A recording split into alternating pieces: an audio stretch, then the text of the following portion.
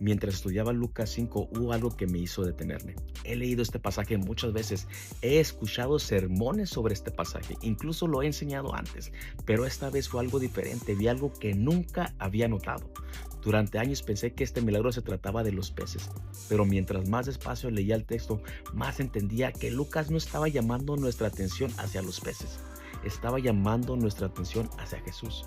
Pedro había pasado toda la noche pescando, no era una hora, no unos cuantos minutos, toda la noche.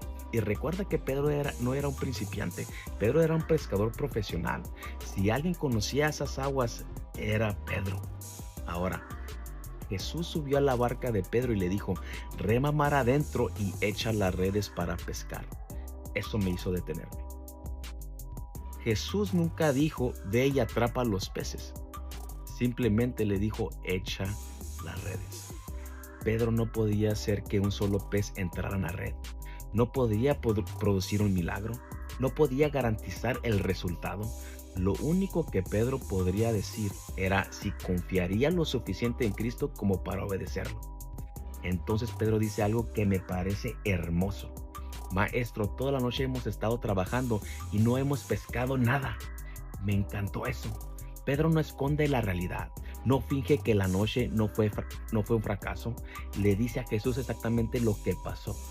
Hemos trabajado, no hemos pescado nada. Su experiencia era real, su frustración era real, su cansancio era real. Entonces llega una de las frases más hermosas del Evangelio de Lucas. Pero sobre tu palabra echaré la red. Lucas 5:5. En griego Pedro dice epetujamateso, que significa literalmente sobre su palabra. Wow, sobre su palabra. Esa frase es increíble. Pedro no está fingiendo que su experiencia nunca ocurrió. Está poniendo la palabra de Cristo por encima de su experiencia. Su experiencia decía, Pedro, esto no va a funcionar.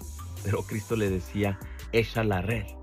Pedro tenía que decir o tenía que decidir qué autoridad iba a creer. Luego Pedro dice otra palabra que viene del griego que se pronuncia calazo. Literalmente significa la echaré, la bajaré. Mientras estudiaba esas palabras o esa palabra me di cuenta de algo bien profundo. Antes de ver el milagro, Pedro escogió obedecer. Él escogió obedecer. No porque entendiera, no porque las condiciones hubieran cambiado, no porque de repente sintiera más esperanza o emoción. Simplemente Pedro obedeció porque Cristo había hablado. Ahí fue cuando recordé Santiago. Pero ser hacedores de la palabra y no tan solamente oidores. Santiago 1:22.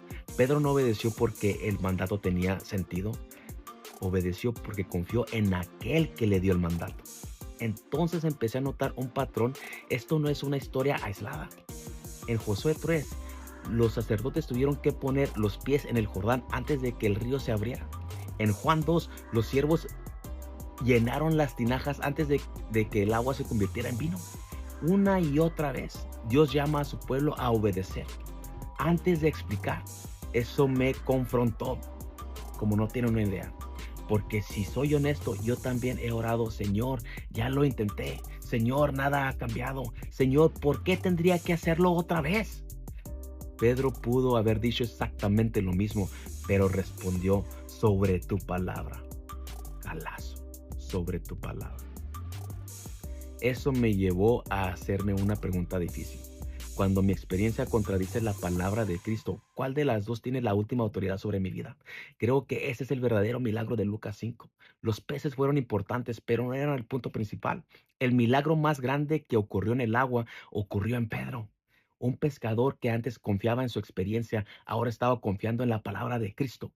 Cuando cerré mi Biblia, no podía dejar de pensar en una sola pregunta.